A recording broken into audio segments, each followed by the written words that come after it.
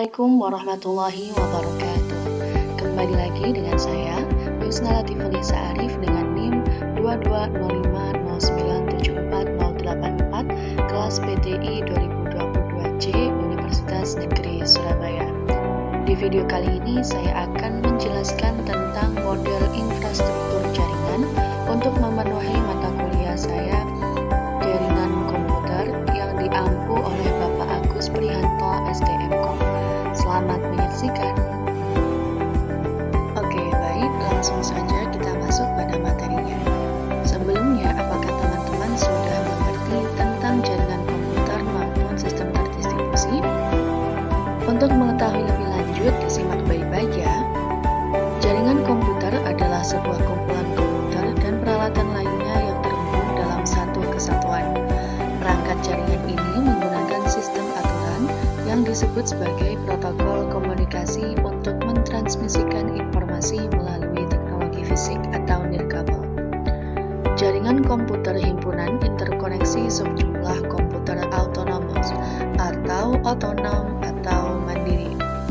Simpul dan tautan adalah blok bangunan dasar dalam jaringan komputer.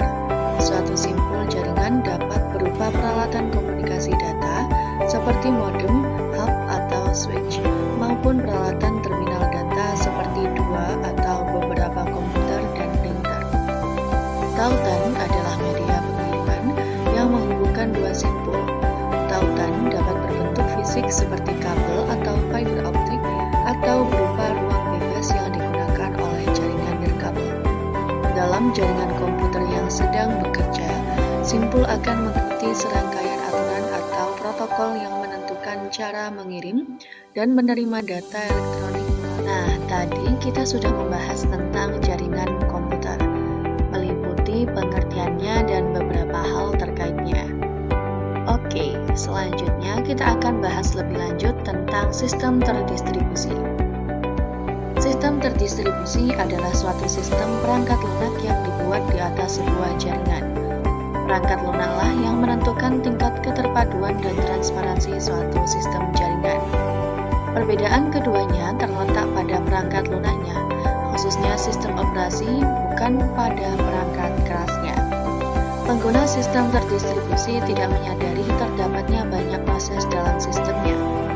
Sistem terdistribusi digunakan ketika beban kerja terlalu besar untuk ditangani oleh satu komputer atau perangkat. Sistem terdistribusi sangat penting dalam situasi ketika beban kerja dapat berubah, seperti lalu lintas e-niaga di Cyber Monday, atau banyak lalu lintas web sebagai respons terhadap berita tentang organisasi Anda. Apa kegunaan jaringan komputer? Jaringan komputer dibuat pertama kali pada akhir tahun 1950-an untuk digunakan di militer dan Departemen Pertahanan.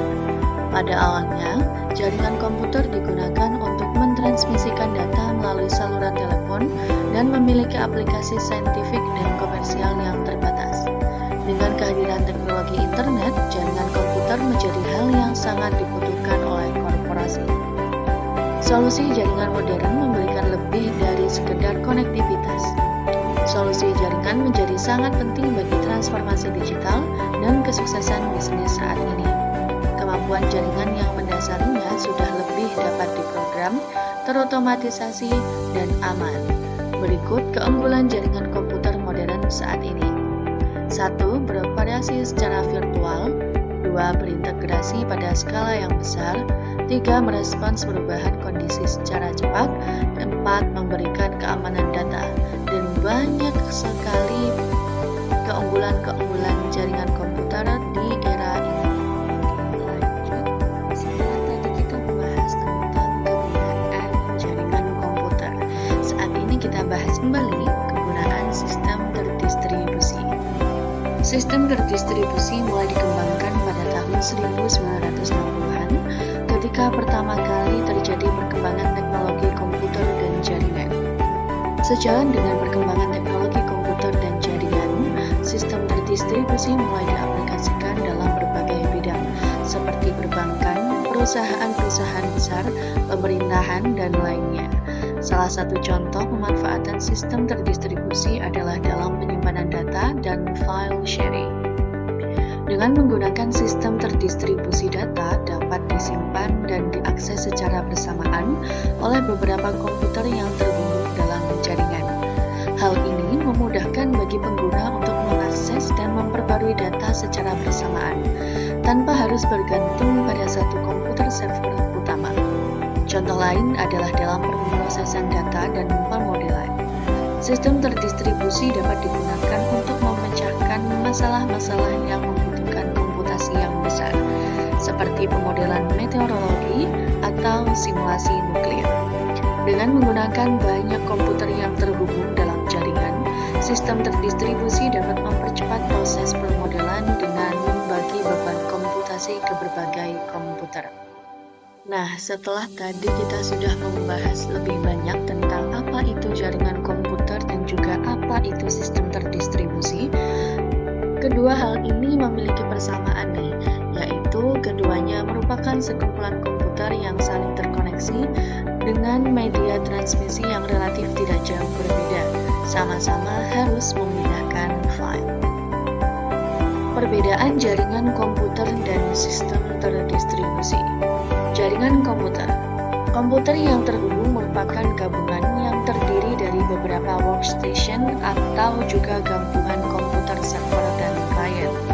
Sedangkan sistem terdistribusi, komputer yang terhubung terdiri dari host, komputer utama, dan terminal-terminal komputer yang terhubung dengan komputer host. Perbedaan selanjutnya, jaringan komputer. Beberapa komputer terhubung agar dapat sharing, namun tiap pekerjaan ditangani sendiri oleh komputer yang meminta dan dimintai layanan. Server hanya melayani permintaan sesuai antrian yang sudah diatur sistem. Sedangkan sistem terdistribusi, beberapa host komputer terhubung agar dapat mengerjakan sebuah atau beberapa pekerjaan besar bersamaan. Host melayani beberapa terminal dan melakukan proses berdasarkan input dari terminal-terminal. Jaringan komputer. Kualitas komunikasi data dipengaruhi oleh media transmisi yang digunakan.